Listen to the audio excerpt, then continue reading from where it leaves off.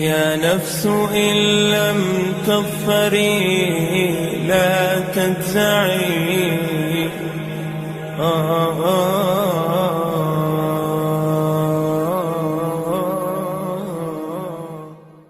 بسم اللہ الرحمن الرحیم۔ شروع اللہ کے نام سے جو بڑا مہربان اور نہایت رحم والا ہے۔ میں گواہی دیتا ہوں کہ اللہ کے سوا کوئی معبود برحق نہیں، وہ اکیلا ہے، اس کا کوئی شریک نہیں، اور میں گواہی دیتا ہوں کہ محمد صلی اللہ علیہ وآلہ وسلم اللہ کے بندے اور اس کے رسول ہیں۔ السلام علیکم اسلامک ڈائریز کے پیارے دوستوں، میری بہنوں اور میرے پیارے بھائیوں۔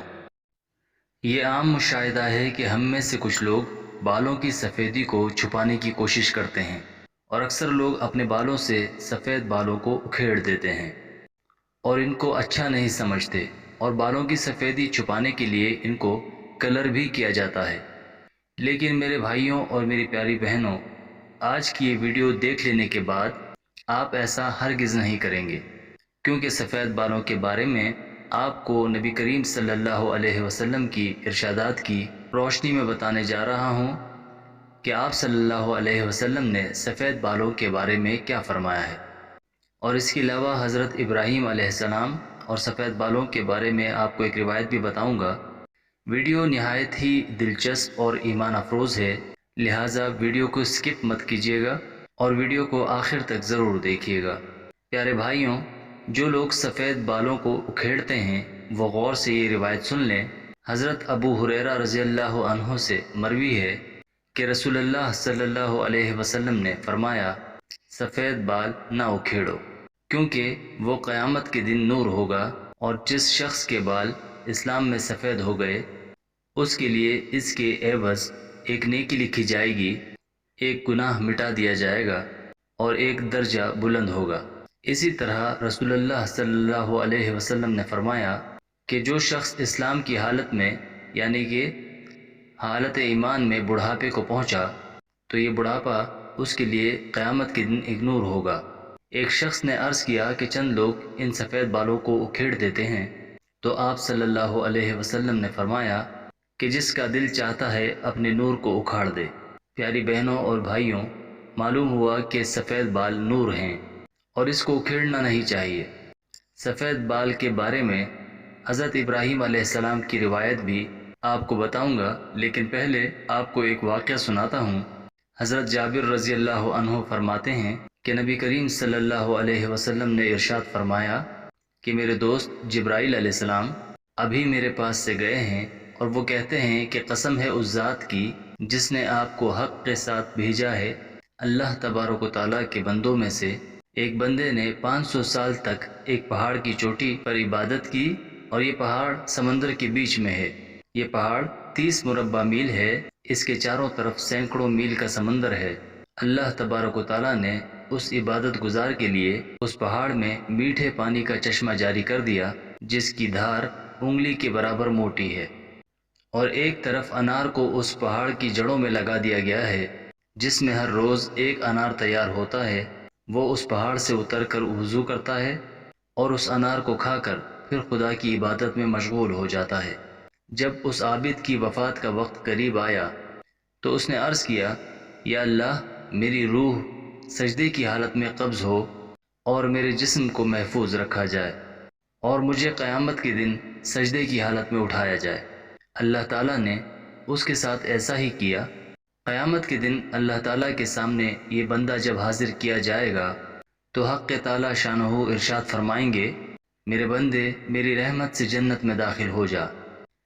یہ عرض کرے گا، یا الہی، میرے عمل کی وجہ سے ہی جنت کیوں نہیں؟ 2 دفعہ ایسا ہی ہوگا۔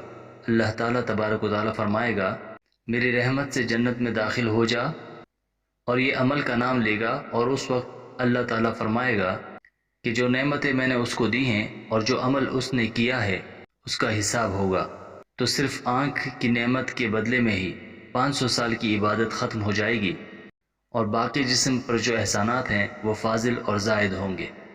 ارشاد خداوندی ہوگا کہ میرے اس بندے کو آگ میں داخل کرو، پس دوزخ کی طرف اسے کھینچا جائے گا، یہ کہے گا اے رب مجھے اپنی رحمت سے جنت میں داخل کر دیجئے۔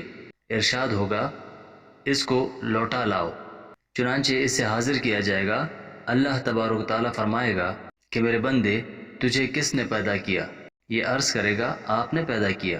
پھر ارشاد ہوگا 500 سال تک عبادت کرنے کی طاقت کس نے دی؟ یہ کہے گا یا رب آپ نے دی۔ اللہ تعالیٰ فرمائے گا کہ پانی کے موجوں کے درمیان تم کو پہاڑ پر کس نے پہنچایا؟ اور کھارے پانی میں میٹھے پانی کا چشمہ تیرے لیے کس نے جاری کیا؟ اور انار کا درخت جو 1 سال میں 1 مرتبہ پھل لاتا ہے، دن رات میں اسے 1 پھل دینے والا کس نے بنایا؟ اور تو نے جب عرض کی کہ میری جان سجدے کی حالت میں نکلے تو میں نے تیری یہ بات بھی پوری کر دی۔ یہ عرض کرے گا اے رب تو نے ہی سب کچھ کیا۔ ارشاد خداوندی ہوگا یہ میری رحمت ہے اور میں اپنی رحمت سے تمہیں جنت میں داخل کرتا ہوں۔ حضرت جبریل علیہ السلام نے مجھ سے کہا اے محمد صلی اللہ علیہ وسلم تمام اشیاء اللہ کی رحمت ہے۔ پیاری بہنوں اور بھائیوں، ہمیں چاہیے کہ ہر حال میں اللہ کی رحمت کی امید رکھیں۔ چلیے اب آپ کو سفید بالوں کے بارے میں وہ راز بتاتا ہوں جو حدیث میں بیان ہوئے ہیں۔ یحییٰ بن سعید سے روایت ہے، انہوں نے حضرت سعید بن مسیب کو یہ فرماتے ہوئے سنا کہ حضرت ابراہیم علیہ السلام کہ جو اللہ کے دوست تھے سب سے پہلے انسان ہیں جنہوں نے اپنی مونچھیں کتروائیں، اور وہ سب سے پہلے انسان ہیں جنہوں نے بڑھاپا یعنی سفید بال دیکھا۔ چنانچہ جب انہوں نے سب سے پہلے اپنے بالوں میں سفیدی کو دیکھا تو عرض کیا میرے پروردگار یہ کیا ہے؟ پروردگار کا جواب آیا ابراہیم یہ وقار ہے، یعنی یہ اس بڑھاپے کی علامت ہے جو علم و دانش میں اضافے کا باعث اور عزت و وقار کا ذریعہ ہے، اور اس کی وجہ سے لہو و لعب کی مشغولیت اور گناہوں کے ارتکاب سے باز رہتا ہے۔ حضرت ابراہیم علیہ السلام نے عرض کیا کہ اے پروردگار یہ تو تیری بڑی رحمت ہے، لہٰذا میرے وقار میں اضافہ فرما۔ پیارے بھائیوں، یاد رہے کہ بڑھاپا جسے ہم زحمت سمجھتے ہیں یہ دراصل مسلمان کے لیے رحمت ہے، جیسا کہ عثمان غنی رضی اللہ عنہ سے روایت ہے کہ رسول اللہ صلی اللہ علیہ وسلم نے فرمایا اللہ تبارک و تعالیٰ فرماتا ہے کہ جب میرے بندے کی عمر 40 سال ہو جاتی ہے تو میں اسے 3 قسم کے امراض سے محفوظ کر دیتا ہوں، جنون یعنی کہ دیوانگی، جزام یعنی کوڑھ، اور برس سے محفوظ کر دیتا ہوں۔ جزام یعنی کوڑھ جس میں ہاتھ گل جاتے ہیں، اور برس سے مراد جلد کے سفید داغ ہیں۔ مطلب یہ کہ 40 سال کے بعد ان امراض کا وقوع بہت کم ہوتا ہے، اور جب میرے بندے کی عمر 50 برس ہو جاتی ہے تو اس سے حساب یسیر یعنی آسان کروں گا۔ مطلب یہ کہ 50 سال والے سے قیامت کے دن آسان اور سہل حساب ہوگا۔ جب کوئی بندہ 60 سال کی عمر کو پہنچتا ہے تو میں توبہ اور رجوع اللہ کو اس کا محبوب بنا دیتا ہوں۔ مطلب یہ کہ 60 سال کی عمر کے بعد توبہ سے محبت ہو جاتی ہے اور اللہ تعالیٰ کی طرف رجوع ہونے کی توفیق عطا ہوتی ہے۔ جب کسی کی عمر 70 برس ہو جاتی ہے تو فرشتے اس سے محبت کرتے ہیں، اور جب کوئی 80 برس کا ہو جاتا ہے تو اس کی نیکیاں لکھی جاتی ہیں اور گناہ نظر انداز کر دیے جاتے ہیں، اور جب کوئی 90 سال کا ہو جاتا ہے تو فرشتے کہتے ہیں اللہ کا قیدی ہے، اللہ کی زمین میں اس سے پہلے اور پچھلے گناہ بخش دیے جاتے ہیں، جس کا مطلب یہ ہے کہ اللہ تبارک و تعالیٰ نے اس کی روح کو جسم کے قید خانے میں قید رکھا ہے، مدت پوری ہو چکی ہے، حکم کا انتظار ہے، اور جب کوئی بندہ ارذل عمر کو پہنچ جاتا ہے تو اس کے وہ تمام نیک عمل نامہ اعمال میں برابر لکھے جاتے ہیں جو اپنی صحت اور قوت کے زمانے میں کیا کرتا تھا، اور اگر اس سے کوئی گناہ ہو جاتا ہے تو اسے لکھا نہیں جاتا۔